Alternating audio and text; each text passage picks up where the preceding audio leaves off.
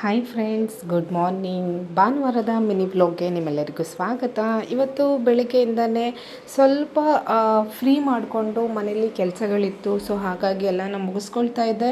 ಮತ್ತು ಇವತ್ತು ನಾನು ಮೆಂತ್ಯ ಹಿಟ್ಟನ್ನ ಮಾಡ್ಕೊಳ್ತಾ ಇದ್ದೀನಿ. ಯಾಕಂದರೆ ಮಾಡಿಟ್ಟಿದ್ದು ಖಾಲಿ ಆಗಿಬಿಟ್ಟಿತ್ತು. ಖಾಲಿಯಾಗಿ ತುಂಬ ದಿನ ಆದ್ರೂ ನನಗೆ ಮಾಡ್ಕೊಳ್ಳೋದಕ್ಕೆ ಟೈಮೇ ಸಿಕ್ಕಿರಲಿಲ್ಲ. ಸೊ ಹಾಗಾಗಿ ಇವತ್ತು ಮೆಂತ್ಯ ಹಿಟ್ಟನ್ನ ಮಾಡ್ಕೊಳ್ತಾ ಇದ್ದೀನಿ. ನೋಡ್ತಾ ಇರ್ಬೋದು, ನಾನು ಇದನ್ನು ತುಂಬ ಅಂದರೆ 2 ತಿಂಗ್ಳಿಗೆ ಒಂದು ಸರಿ ಮಾಡಿ ಇಟ್ಕೊಳ್ತೀನಿ. ಯಾಕಂದರೆ ಮಕ್ಕಳುಗಳಿಗೆ ತಿನ್ನಿಸೋದ್ರಿಂದ ಅಥವಾ ದೊಡ್ಡವರಾಗಿ ನಾವೇ ತಿನ್ನೋದ್ರಿಂದ ನಮ್ಮಲ್ಲಿ ಇಮ್ಯುನಿಟಿ ಪವರ್ ಜಾಸ್ತಿ ಆಗುತ್ತೆ. ಜೊತೆಗೆ ಏನಪ್ಪ ಅಂದರೆ ಮೂಳೆಗಳು ಗಟ್ಟಿ ಬರ್ತವೆ ಅಂತ ಹೇಳ್ತಾ ಇವತ್ತು ಸಂಡೇ ಸ್ಪೆಷಲ್ ಅಂತ ಹೇಳಿ ಇದನ್ನು ಕೆಲಸ ಇಟ್ಕೊಂಡಿದ್ದೀನಿ. ಅದು ಬಿಟ್ಟು ಅಂದರೆ ಇವತ್ತು ಯಾವುದೇ ರೀತಿ ಬೇರೆ ಕೆಲಸನೂ ಇಲ್ಲ, ಜೊತೆಗೆ ಹೊರಗಡೆಲ್ಲೂ ಹೋಗೋದಿಲ್ಲ ಅಂತ ಹೇಳಿ ಇವತ್ತು ನಾನು ಒಂದು ಅರ್ಧ ಕೆಜಿ ಮೆಂತ್ಯ ಜೊತೆಗೆ 1 kg ಆಗೋಷ್ಟು ಗೋಧಿ ಹಾಕ್ಕೊಂಡಿದ್ದೀನಿ. 1 kg ಆಗುವಷ್ಟು ಅಕ್ಕಿ ತೊಗೊಂಡು ಅದನ್ನು ಕೂಡ ಗ್ಯಾಸ್ನ ಲೋ ಫ್ಲೇಮಲ್ಲಿ ಇಟ್ಕೊಂಡು ನಾನು ಸ್ವಲ್ಪ ಕಲರ್ ಚೇಂಜಸ್ ಆಗೋವರೆಗೂ ಇದನ್ನು ಫ್ರೈ ಮಾಡ್ಕೊಳ್ತೀನಿ. ನೀವೇನಾದರೂ ಈ ಥರ ಮನೆಯಲ್ಲೇ ಮೆಂತ್ಯ ಮುದ್ದೆ ಮಾಡ್ಕೊಳ್ಬೇಕು ಅಂತನವ್ರು ಏನಾದ್ರು ಇತ್ತು ಅನ್ನೋದಾದರೆ ನೀವು ಇದನ್ನು ಮೆಂತ್ಯನ ತೊಳೆದು ಒಣಗಿಸಿ, ರಾಗಿನೂ ತೊಳೆದು ಒಣಗಿಸಿ ಬೇಕಿದ್ರೆ ಆಮೇಲೆ ಫ್ರೈ ಮಾಡಿಕೊಂಡು ನೀವು ಬೀಸ್ಕೊಳ್ಬೋದು. ಸೊ ನಾನು ಜಸ್ಟ್ ಹೀಗೇ ಯಾವಾಗಲೂ ಮಾಡ್ಕೊಳ್ಳೋದು. ಇದನ್ನೇನಾದ್ರು ನಾನು ಫ್ರೀ ಇತ್ತು ಅಂತ ಅನ್ನೋದಾದರೆ ರಾಗಿನ ಸ್ವಲ್ಪ ತೊಳೆದು ಅಮ್ಮನ ಕೈಲಿ ಒಣಗಿಸ್ಕೊಳ್ತೀನಿ. ಸೊ ಇದನ್ನು ನಾನು ಆಲ್ರೆಡಿ ಚೆನ್ನಾಗಿ ತೊಳೆದು ಇದನ್ನು ಇನ್ನೊಂದು ಸರಿ ಅಮ್ಮನ ಕೈಲಿ ಮಾಡಲಿಕ್ಕೆ ಕೊಟ್ಟಿದ್ದೆ.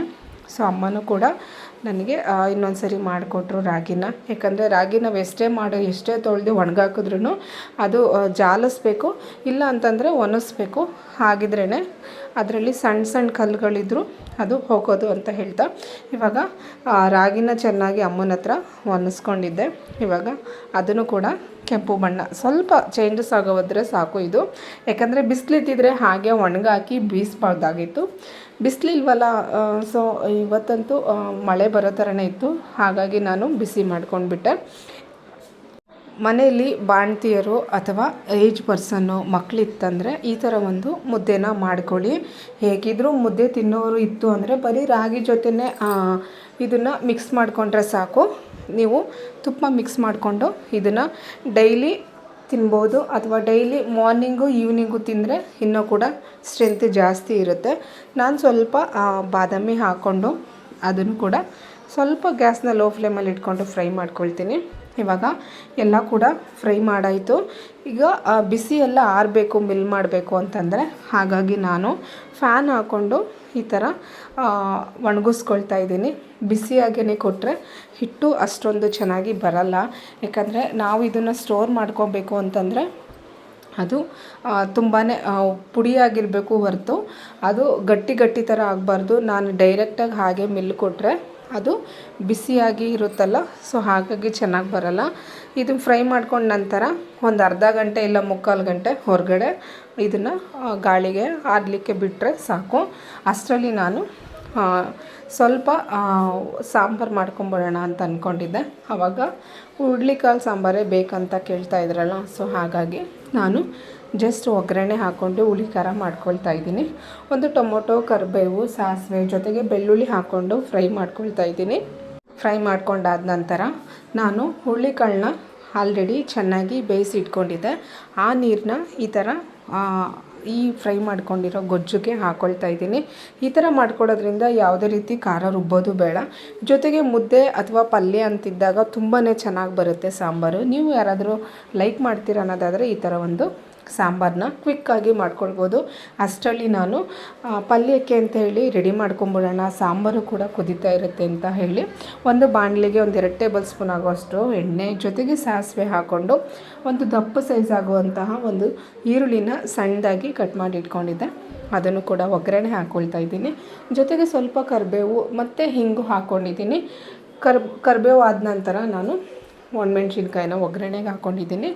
ಇವಾಗ ಎಣ್ಣೆಯಲ್ಲಿ ಚೆನ್ನಾಗಿ ಫ್ರೈ ಆದ ನಂತರ ಉಪ್ಪನ್ನ ನೋಡ್ಕೊಂಡು ಹಾಕ್ಕೊಂಡ್ರೆ ಸಾಕು. ನೋಡಿ, ಬೇಯಿಸಿಟ್ಕೊಂಡಂತಹ ಹುರುಳಿಕಾಳನ್ನ ನಾನು ಹಾಕಿ ಪಲ್ಯಕ್ಕೆ ರೆಡಿ ಮಾಡ್ಕೊಂಡಾಯಿತು. ಅಷ್ಟರಲ್ಲಿ ಸಾಂಬಾರು ಕುದೀತಾ ಇತ್ತು.